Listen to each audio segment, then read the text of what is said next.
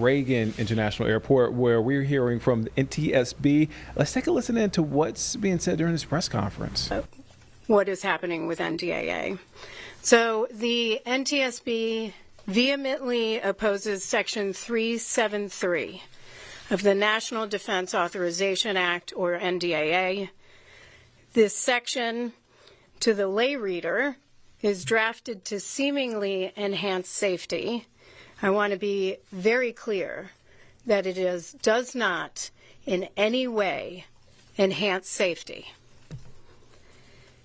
In fact, it reverses safety changes made after the mid-air collision, after issuance of our urgent safety recommendations, after the Secretary of Transportation, Sean Duffy, rightfully implemented our urgent safety recommendations and essentially gives the military unfettered access to the crowded and complex D.C. airspace.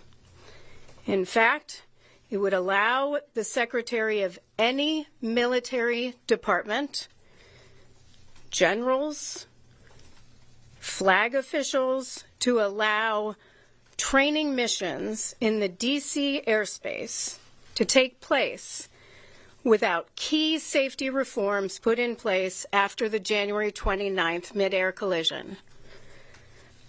This is a significant safety setback.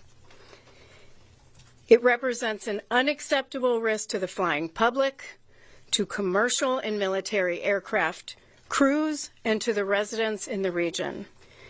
It's also an unthinkable dismissal of our investigation and of 67 families who lost loved ones in a tragedy that was entirely preventable. This is shameful. It is shameful.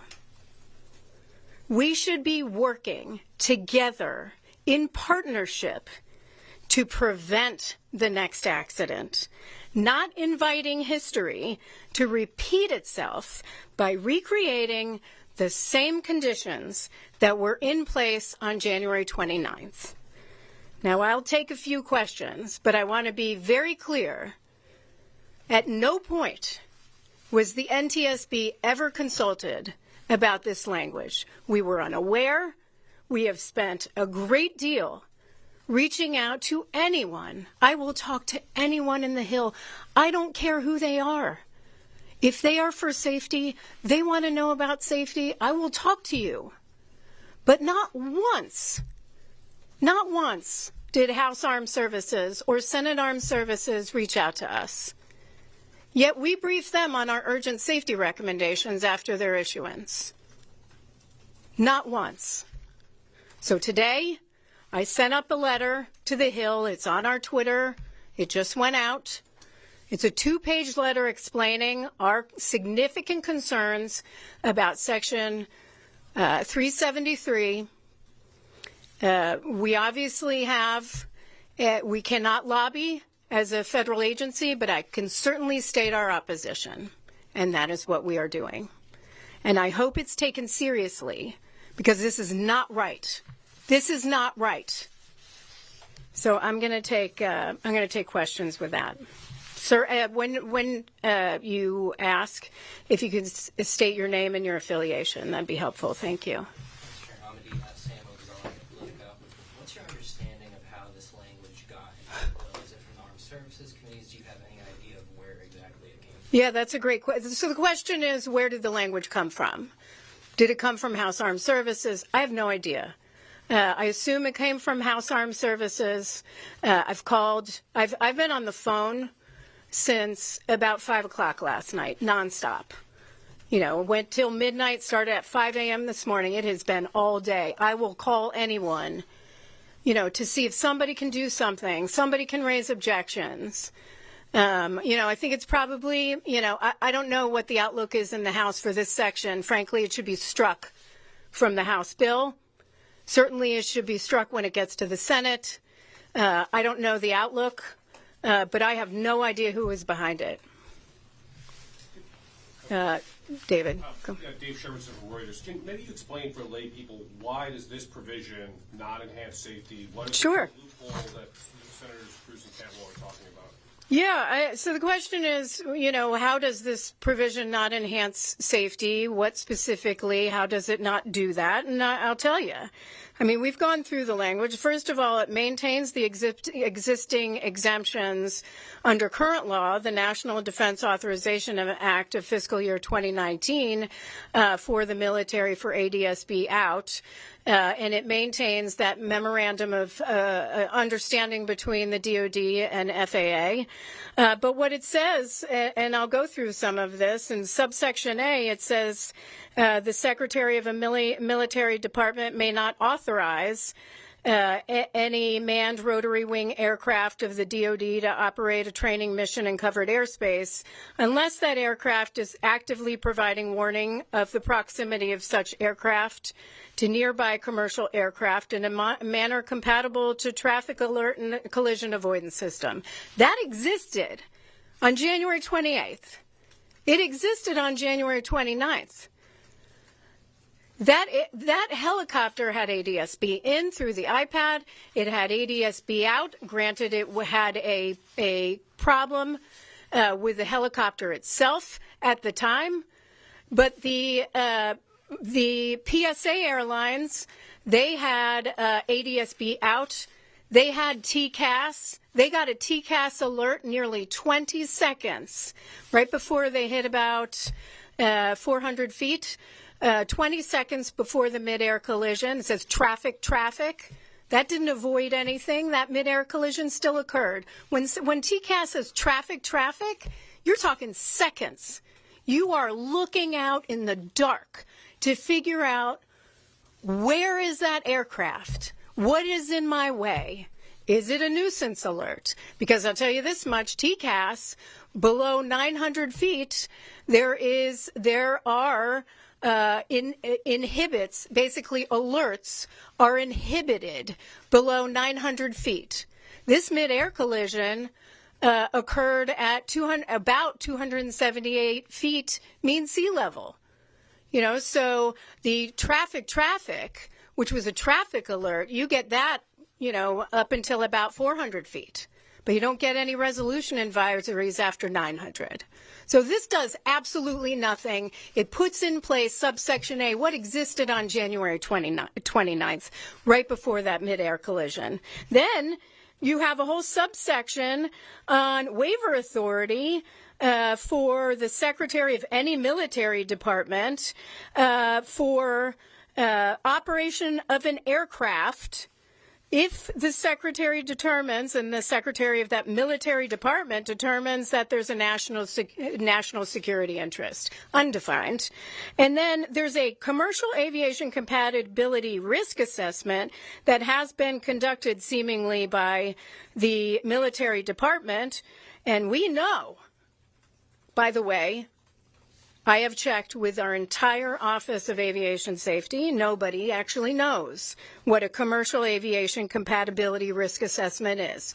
You would think someone writing language dealing with aviation might want to know what that is. If you want to talk about safety risk assessment, we know what that is. And we can tell you from our investigation, the Army wasn't doing it.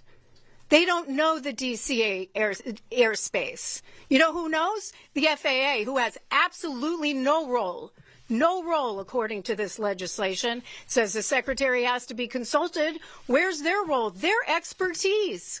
And I respect them. Yes, there are certainly a give and take in investigations, but I respect them. Their expertise is our airspace. Where are they consulted in here? Where's their risk assessment? It isn't here at all. Apparently, that military department has to do a risk assessment that they don't even know how to do now. Then, apparently, put mitigations in place for, I don't know who, maybe their own aircraft. They certainly don't understand the commercial airline industry. You know who does? The commercial airline industry, who's also not consulted. If it sounds like I'm mad, I am mad. This is shameful. Then it goes on to say, this has to go to Congress. I've written those things before. Listen, I worked for Congress for 15 years. I know how to read legislation. I know how to write it. This is not how you write it. This is terrible. You know, so then it has this report on near misses by the Secretary of Defense. Here's what I'll say. Where was the FAA and the DoD in particular when we discovered there were 15,241 close proximity events in our investigation? They didn't know that. We did. So what do you think is going to come from a near miss report of investigation of accident data that only the FAA collects? They don't know what a near miss is. They don't even have a definition for one. So, you know, there's a lot of that really takes us through all the provisions in here. This should be stricken from this legislation. I've already stated that the Rotor Act would go a long way. I'm not going to get ahead of our D.C. investigation with any recommendations that we're going to come out with once we finalize that investigation soon. But we have been on record supporting ADSB in and ADSB out for decades. That will substantially improve safety and save lives, which is why we support the Rotor Act. This should come out. You want to have a debate or a discussion in the Rotor Act, we can have that discussion. You want to have a discussion around our final recommendations, fine. This is shameful. Go ahead, and then I'll go to Sydney Person, Fox 5. If this language goes through and is passed as is, should passengers feel safe flying in or out of DCA? And I also wonder, ma'am, if you've talked to any of the families or what you say to them in the wake of this. Yeah, I talked to the Lilies. I talked to Sherry Lilly this morning. We spoke. I've seen the families. Frankly, my chief of staff reached out to the other family group. I am reaching out to them later today. We are in constant communication. We meet on a regular basis. I've seen what they released, and I agree. In fact, although I would say it's not window dressing, I'd say this is a broken window. Broken window. So, I mean, it's terrible. And to answer your first question, if this becomes law, no, I would be concerned about safety in the D.C. airspace. Absolutely not. I could not assure anybody. I would not stand up there and say this guarantees safety. It does not. It is a step backward. In fact, I would say it's a safety whitewash. Go ahead. Yeah, thank you. Will Geislein at the Air Current. Said you haven't spoken to folks on the Hill. Have you spoken to anyone at DOD? I have not recently on this in particular spoken to anyone at DOD, and nobody at DOD or any of the military organizations spoke with me either. Yes. New York Times. I just have a question about how you read one thing about this waiver. Mm-hmm. That it does say that those secretaries of the various military can make this call with the concurrence of the Secretary of Transportation. Do you read that as enough of a safeguard in there, or any sort of safeguard? No, I don't. That's not a safeguard. Where's the rest of the role for DOT? Their responsibility is to ensure safety of travelers, of crews, especially in our airspace. And they are the experts when it comes to DCA, when it comes to our complex airspace, whether it's here or elsewhere in our nation. And they basically have you can consult with the secretary checkoff role. I mean, that's terrible. There's no role. They're not part of any safety risk assessment. Frankly, any safety risk assessment should be conducted. It should be in the DOT's authority, not within DOD's. Yes. Lori Aratani, The Washington Post. You mentioned that this reverses key safety reforms that were put in place in the days after the crash. Someone had raised to me the possibility that this could mean they could reactivate or reopen some of the helicopter routes that you closed. If that's a possibility. And the question is, and I'm sorry I didn't repeat the other couple of questions, but the question is about could this reopen the helicopter routes? You know, that's a discussion we also had about whether that could occur. You know, I don't think we have an answer to that because it's FAA's responsibility. It's their chart to review that route and to review their route structure. However, this pretty much says you can go wherever you want in the DC airspace, which is a pretty broad definition, without ADSB. With what existed on January 29th, which led to the collision. Go ahead, sorry. Chair Homendy, Adam Tuss from Channel 4. I hate to ask you to speculate, but why do you think that this language is put in there? The question is, why do I think it was put in there? It's hard. I don't know. Frankly, I don't know who put it in. I would love to have a conversation with that individual or those individuals. We have actively reached out on the Hill to all interested parties, so I'm not sure why. We were not consulted on this one. Had we been, we would have said this is a no for us. So I don't know I don't know the motivation. What I will say is it's wrong. That's fair. And have you ever seen the NTSB work kind of be ignored the way that this seems to push it aside? So the question is, have I ever seen the NTSB ignored in this way, pushed aside? Certainly. I have, when we issue recommendations where entities tell us they're not going to implement them and that's their final word on the matter. Or I have when, we're pushing for a certain outcome through legislation and don't achieve it. But this is pretty blatant. And this is the deadliest air tragedy we've investigated, deadliest by fatalities since November of 2001, deadliest by fatality count. It's incredible that anyone would think that this is the direction that we should be going. This is anti-safety. Sir. Hi, Zach Lange from Bloomberg Government. Have you communicated your concerns to the White House, and would you welcome their involvement in this? So the question is, would I welcome the involvement of the White House, and have I communicated my concerns? No, but I intend to. I've been constantly on the phone since literally 5 p.m. last night. I'm sure I bugged a lot of people up until midnight. I would welcome their assistance, certainly. The administration has been extremely supportive of the NTSB since, they came in. And so I would certainly welcome any assistance that could be provided on this one. Yes. Sarah Kloss from CBS. You mentioned that obviously as a government agency, you can't lobby Congress. It seems like you might be asking or hoping that this gets taken out. Is this lobbying Congress, and if not, what's the goal? No, this is no different than how we weigh in on legislation on a federal, state, or local level, where we state our support or opposition. We don't say what the action, specific, please vote against this. We are not saying that. We are not saying how you should vote. What we are saying is these are significant concerns, and we don't believe it has should have any space in this bill. Lori. Yeah. Hi, Lori.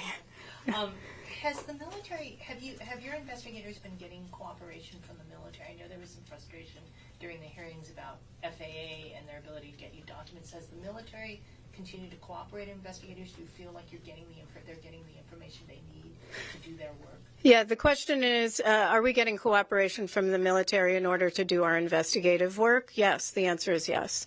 We've actually had a really cooperative relationship with the Army. I've spoken several times to Secretary Driscoll. He's been phenomenal to work with and, has asked for information from us as well. And we've had a good relationship throughout the entire investigation. Our lead investigator is here today, Bryce Banning, and I see him back there shaking his head. Yes, because that partnership has continued. Dave. I know you can't talk about your recommendations that come out after your meeting next year, but can you say broadly whether the provisions in this bill would address, the NDAA would address the concerns you first outlined in August, or would it prevent a tragedy like this in the future? The question is, would the provisions of this bill prevent a tragedy that occurred on January 29th in the future? No, it would not. This bill would not do that. This is anything but safety. So I don't want to get ahead of our investigators as they are in their final drafting stages of the investigative report. I don't want to get ahead of where they are or get ahead of the other board members either. But this clearly would not improve safety in any way. Yes. More questions? I know you've worked, you said you read bills, you've worked on the Hill. Can you explain if this were to go through, I don't like the hypotheticals, but if this were to go through, what is the process? How long would this take for this to get implemented? I mean, where would this go? Explain that process a little bit. Well, the question is, what's the legislative process for this moving through? Obviously, it's up before the House as a conference report. Then it goes to the Senate. The Senate would have a chance to amend it if leadership is amenable to that. So that's something you'd have to talk to Senator Cruz and certainly the leadership in the Senate about. But then that would send the bill back to the House because it is a conference report. If it became law, I don't know the time frame for immediate implementation of it. I can't speak to that, but thank you for the question. Here and then back here. Fox 5, just waiting for you to answer what my colleague asked you about, it is safety to travel from DCA Baltimore right now. We are 2 weeks from Christmas, a lot of people. Oh, yeah. So the question is on the safety of our airspace right now and the safety of DCA. I fly out of DCA exclusively unless for some reason, and it's rare, just because I don't want to drive that far to other airports. But I fly out of DCA. I put my child on a plane by herself. I am not concerned. A lot of people will be flying. Our U.S. aviation system, yes, things occur. They have occurred. Lives have been lost. But it's by far the safest mode of transportation. When we are talking 42,000 people are dying on our roads, that is a public health crisis. With that said, I could not say that these provisions ensure safety in the U.S. in the DCA airspace. Provisions that exist right now, rightfully, were the safety reforms that Secretary Duffy rightfully put in place, and within hours of the NTSB issuing urgent safety recommendations.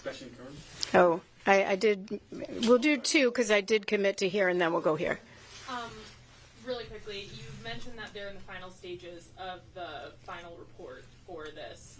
Obviously, we're now on what could be a fast approaching deadline for this bill. Is there any hope that the report could come out before this, that it might impact any timeline you think for the final report on this? Our investigative report will not be out today or by next week. No, which is another reason why we shouldn't be getting ahead of the NTSB right now. Yes. Sorry, why is this in summary?